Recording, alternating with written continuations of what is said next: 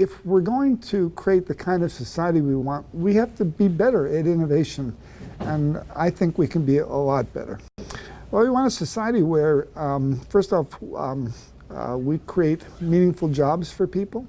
Having a meaningful job is important to one's identity and purpose in life, and we're not doing the kind of job we want. And we're looking at a world where there can be enormous automation going forward, so there's a great fear among a lot of people that they won't have a meaningful job. That's not a good place to be. And some people, like Larry Summers, have even called it the new normal. This kind of slow decline is just a way the world is today, and I just don't believe that. When I look at the world today, it's the best time ever I've seen for innovation in just about every area. But, and here's the big but, it's a much more competitive world, and it moves a lot faster. And the problems we're trying to solve today are much harder. They require multiple technologies to come together to create new recipes, if you will, if you think about innovation as recipes. For example, with Siri, we did Siri, which was bought by Steve Jobs at Apple. There's about a dozen different technologies in that application. And they had to be brought together, and it took an enormous amount of work to do that.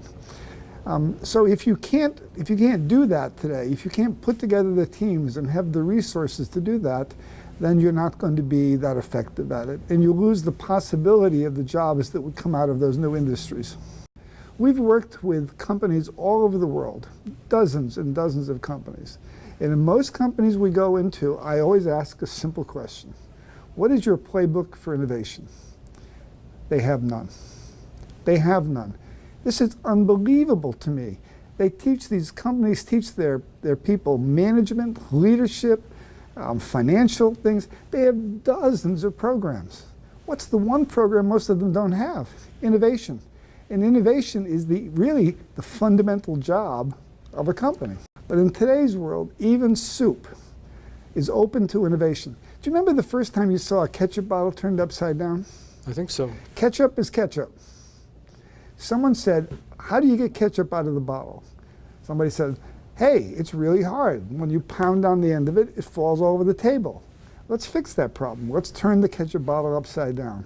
There's always room for new innovations. Making soup, you can probably manufacture it a different way. You can probably ship it a different way. You can probably market it a different way. There's always room for innovation. I told a story about a guard we had here who was sitting outside one of our meetings one day. And I said, why are you sitting out here? And he said, well, this is where they told me to sit. I said, well, why don't you come into the meeting and sit with the rest of the team? So he came in, and it was a value creation forum where we teach innovation. And we went around constantly when people would give their presentations, and people would give suggestions about what could be improved and what was good. And so I included him in the discussion. So here's this guard giving feedback now to CEOs of companies.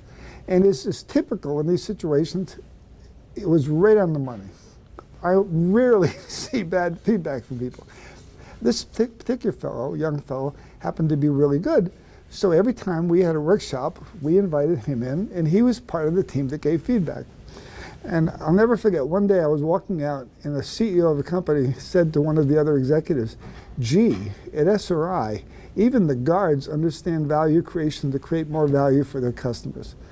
Well, that's true. He meets customers, his customers, every day. He's a representative of SRI when somebody walks through the door, and he can create more value for them. Can everybody be an innovator? Absolutely, because everybody in the enterprise has a customer. And if you understand some fundamental principles about that, everybody from the guard who meets the customer at the door, all the way to the PhD who's working on the most advanced technology, ought to be thinking about how do I create more value for our customers. I would just make one other point. When we do our workshops and we get to see what's going on in companies, typically less than 20% of what they're working on has any value for the company. They just don't have a way to think about it and evaluate it. So imagine in America, if we could take that from 20 to 40%, and we doubled the innovative capacity and output in America. Imagine how many jobs that would create.